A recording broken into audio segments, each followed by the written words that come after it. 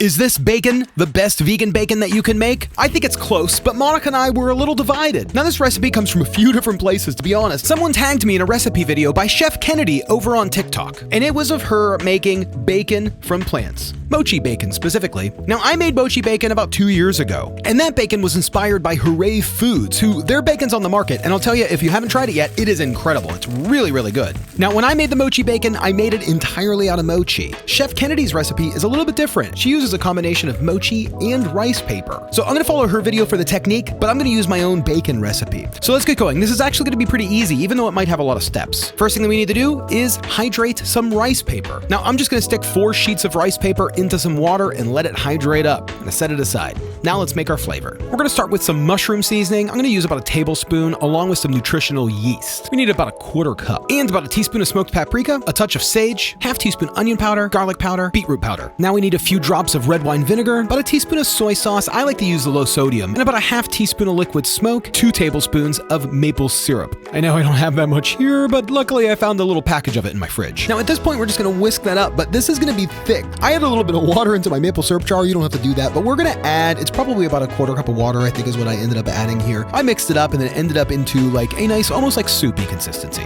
So at this point, you can give it a taste and see, do you got the magic right? So now let's move on to the rice paper again. So we're gonna grab our rice paper, pull it out of the water, dump out that water, and we're gonna marinate this wet rice paper in this sauce. So I'm just gonna kind of like pour and like brush the sauce into the bottom of my baking sheet, following along the video from what Chef Kennedy did. And then we're just gonna drop the rice paper in, and I'm gonna layer it up, just making sure that it has enough of this kind of like juice on here and make sure that it gets really heavily marinated. So I'm just gonna set that aside. Now we just need to bring in our second main ingredient, which is mochi. This is Mochico rice flour. I'm gonna use a 1/4 cup of the rice flour in the rest of the seasoning mixture. And then we're just gonna mix that up just to kind of make it thick and set that aside. The rice flour will hydrate up with that rest of that seasoning. And now let's make some like actual mochi. That's gonna be the fat part of this bacon. Now we're not gonna be making like sweet mochi dough, like what's made for like the ice cream or red bean paste. We're just gonna be making the mochi dough plain. This is just equal parts water and the mochi rice flour. 1 cup is what I'm using here. Now I'm just gonna cover it up, throw it in the microwave and microwave it for about a minute. Take it out, give it a stir, cover it up, toss it back in the microwave it for another minute. Cover it up, pull it out, give another stir. You see where I'm going, toss it in the microwave it, nope, 30 seconds. So now at this point, we're gonna pull it, we're gonna go in and out of the microwave at 30-second increments until you have a thick, stretchy dough. Now, if you don't like to use microwaves, because I know a lot of people don't, you can steam it. It takes about 30 minutes. Now, the last time you do it, you gotta watch because that glass is gonna be hot, but this is the consistency you're looking for. It's gonna be smooth and almost shiny. Now we just need a bunch of cornstarch, spread that out, throw it on a rolling pin, lay this out, and spread it out pretty thin. Now, once we have our mochi down to about maybe a 1/4 inch or a little bit thicker, I'm going to pull out my marinated rice paper and then just lay them flat down on the mochi. Then lastly, I need that seasoning blend, and we're just gonna kind of like toss on some chunks. It's gonna help with the inconsistencies, and I'm hoping that like once this is all together, it will like cook up and form denser, kind of like meatier bits. So now we're just gonna fold this up on all 4 sides and then roll it into its own little bacon flavored mochi burrito thing. Now once it's folded up, I'm just gonna crack some fresh black pepper over top of this and really kind of press it into the mochi. Now I'm just gonna wrap it up in some parchment paper and toss it in the freezer for about 4 hours. You know, browsers play a huge role in our lives. I mean, storing everything from passwords, your banking information, credit cards, your physical location, and just so much. And that's where today's sponsor comes in. Guardio detects threats to that information before it reaches your browser to cause harm, unlike traditional solutions that only remove threats once they're on your device. The Guardio browser extension protects users as they browse online and offers identity monitoring available on any device. And if you sign up through mobile, you'll get real-time alerts once your data is breached or leaked, so you can take action immediately. You think that using that corporate software is keeping you safe? Guardio blocks 100 times more harmful sites, and they detect these before Google and other competitors. And they block 10 times more malicious downloads than any other security tool. I've been victim to one of these hacks. I had my identity and password stolen. They were able to get into my bank account multiple times. It just kept on clearing it out. I will never go through that again. That was a nightmare. So gang, get Guardio now. Protect your online and browsing information. Avoid installing malware and falling victim to scams, and get real-time alerts when your information could be at risk.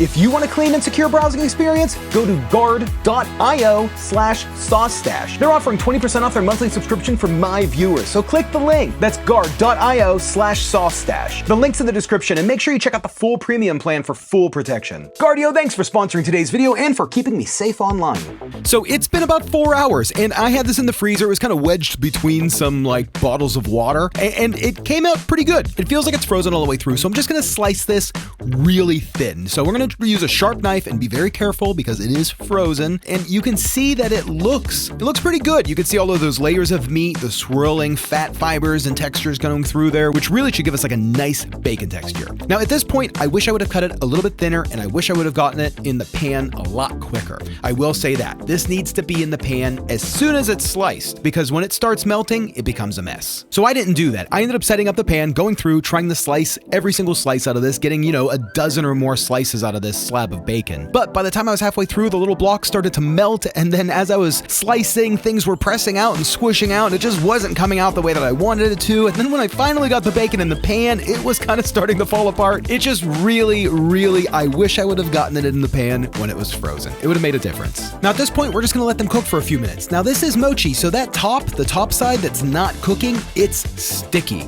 So when you go to flip these, you have to be careful. And I know this is kind of off camera, but you could see that it is also sticking a little bit too. That might have just been my choice of pan here. So they've all had their initial flip. They all look pretty good. The one piece kind of broke a little bit. I mean, you could see, like I said, it's sticky, it gets soft a little bit. This is a difficult bacon to work with. But after a few flips, they're looking pretty good. So I'm just gonna set them out onto a paper towel, allow some of that fat to drain off, and now let's just see. I mean, do these taste like bacon? Is this the best bacon recipe I've made? Let's see what Monica has to say.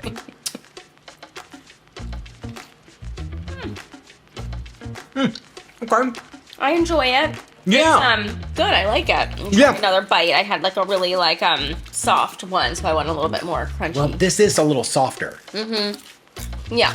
So But there are some crunchy pieces. I like that it's kind of like, I actually like the crunchy because it's not super crunchy. It's got that softness to it, so it's my favorite part of this. Yeah, there's like some crunch with some meatiness. The soft part is almost like too gooey, that it doesn't have that like bacony, real bacon fat like taste or feel to it, texture. I like it. It's good, and it's got a bacony, like a subtle bacony flavor.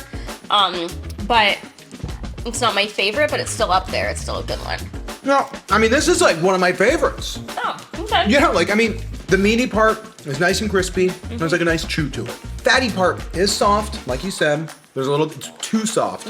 But that doesn't take it away from me. It's still good. I mean, like for me, I'm gonna rank this in the top of all of the vegan bacon categories that I've made. Okay. And you're ranking it? Probably like closer to the bottom.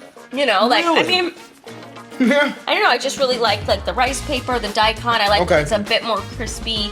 Thinner and crispier bacon. And then when it's soft, it just has kind of like that just soft, feel to it rather than so gooey and, Try this piece. Okay. That's like a really thin little...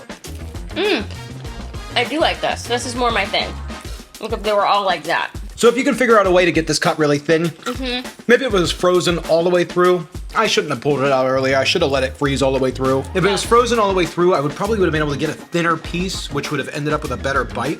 Yeah, but, I like this piece. Yeah, see? I still like this. Like, it was really good. Okay.